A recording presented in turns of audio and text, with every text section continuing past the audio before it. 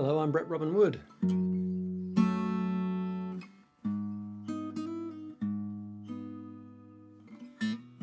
I've collected a bag full of fears. I picked them up here and there over the years. Fears of the cockroaches under the sink, and fears about people and what they might think.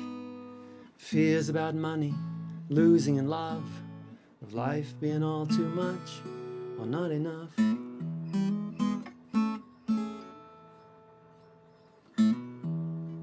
I've accumulated pages of lists, intentions and hopes, and things that I wish, and things to get done before I'm dead, and dozens of books on the shelf that I haven't yet read, and these questions asking what life's all about. I don't really want answers, I just love the figuring out. So I figure away the time in the world inside my mind. Inside my mind.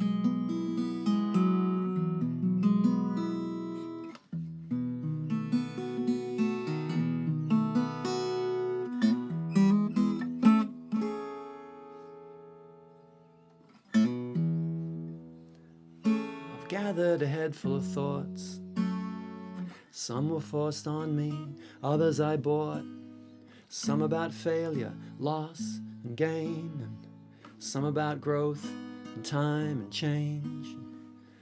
One about love being all that you need, and one about truth setting you free. I've stocked up a warehouse of words that I shuffle around as I try to be heard, make someone laugh with a joke or two, or share something fruitful or useful or new. Like the threads of thought in this song unraveling now, traveling to you on waves of sound, into your ears and through to your brain. And so my song plays inside your mind. Inside your mind. How's it going up there? Up there in your head.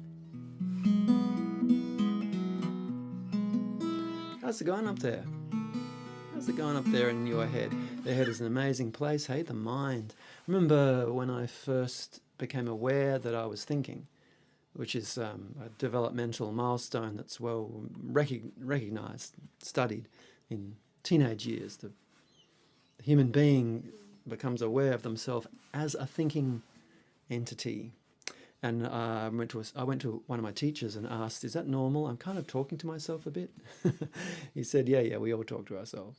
That's how we make sense of the world.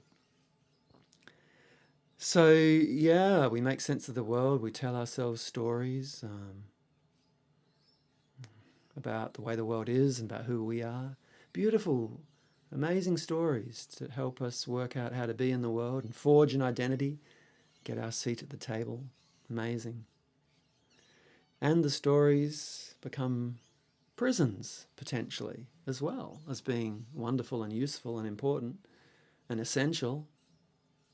Because if I tell myself a story that I'm a nice guy, which I am, well, that's great. It's good to be a nice guy. And that really helps me get through the world and be a part of the community by being a nice guy. And it can become a prison because I may not be aware that that's the story I'm living through, the nice guy story. And in order to take up that story of being the nice guy, by necessity, I have to kind of exclude other stories. Yeah, about me being a fierce man, perhaps. I can't have that story because that threatens the nice guy. So it's interesting. We must select aspects of ourselves to lean on and then deny others. Seems to be the universal journey, and that's all good.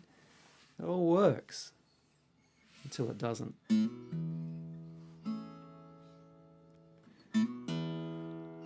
Until the promise of the story we tell ourselves about ourselves fails to deliver anymore, or maybe new circumstances show up that kind of call into question just how effective that story is. The nice guy story, the tough guy story, the clown, the cute one, the smart one.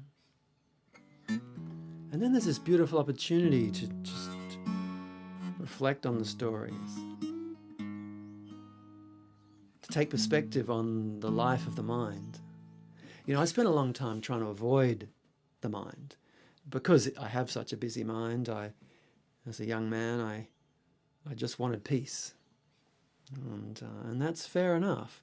I suspected there was a peace available, a spaciousness. I wanted it, and I started meditating. I think that's the journey for a lot of people who start meditating. Wanting peace. Beautiful motivator. But the danger is we start to grab at peace and it becomes almost an escape hatch. Well, it was for me anyway. And go figure, the peace that I really wanted didn't come from some nirvana of an empty mind that, by the way, my meditation practice never achieved. That wasn't the road to peace. The road to peace was actually looking into all the noise and cares and concerns that I wanted to get rid of. Actually stopping trying to get rid of them, grasping at peace, saying, well, let's have a look. Fears of the cockroaches under the sink, fears about people and what they might think, fears about money and losing in love, of life being all too much or not enough. And what an amazing and beautiful and disturbing and unsettling and wonderful journey that was to say, well, let's have a look. Fears about people and what they might think. I had no idea how much that was running the show. The story about having to be liked all the time. What a beautiful thing to take perspective on that and bring appreciation to it. Say, thank you, nice guy story.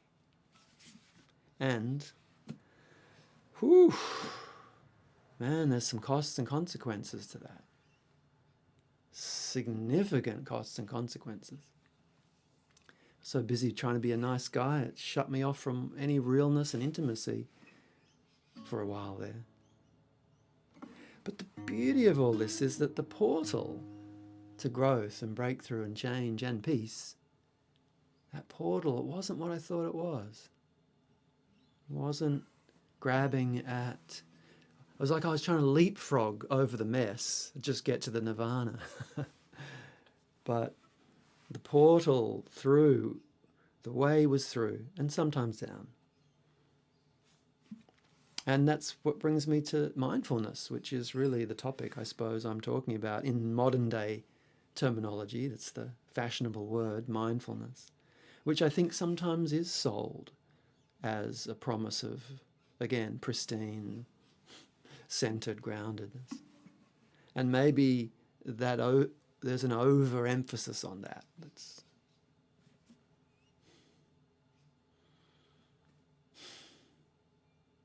whilst spaciousness can be a result of mindfulness practice, we can overemphasize on that, miss out on the richness of the journey and what mindfulness deeply offers us, which is actually an ability to notice and take perspective on things.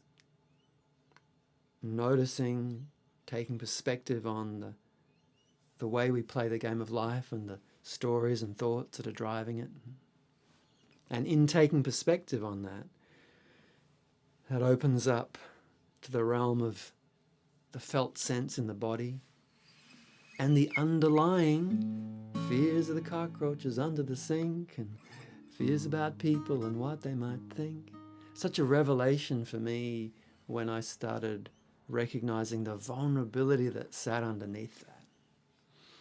Feeling into that and meeting that and holding that, breathing through that and grieving some of the situations that perhaps led me to form that belief that I had to be the nice guy all the time.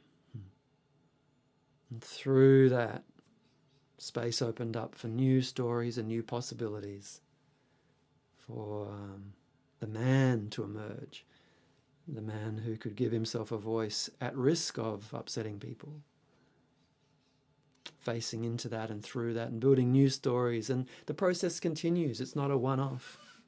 It continues. I've discovered a river of grace. So I did discover that river of grace, that peaceful place. Not as a one-off, not like I'm enlightened. I'm telling you all this not to impress you, but to impress upon you the wonder of this journey that continues. This journey of mindfulness, mindfully noticing and coming to understand the way you operate in the world. And through that noticing, creating a bit of space and allowing new ways of thinking to present themselves, to come through. And along the way, some beautiful, beautiful pockets of peace that do arrive. I've discovered a river of grace, and I drift along on it at an easy pace. And it's a row, row, row, gently downstream into the ocean, the source of this curious dream that asks me to choose what I make it all mean. And I know that I am everything I believe, yet I know that I'm not what I think I am, yet I know that I am.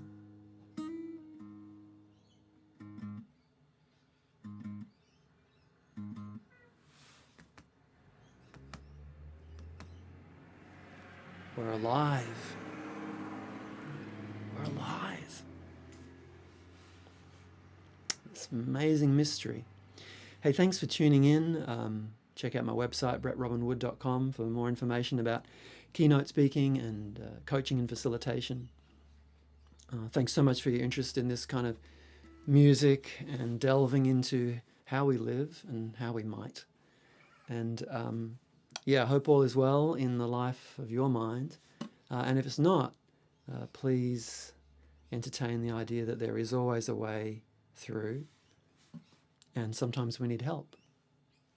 And there are books to be read and courses to be done and therapeutic processes, and seek and you'll find. So keep the faith if you are in a place of struggle. And I'll be here doing my little bit to contribute, hopefully, to helping people make sense of this life and find a way to shape a meaningful and happy life. So till next time. See ya.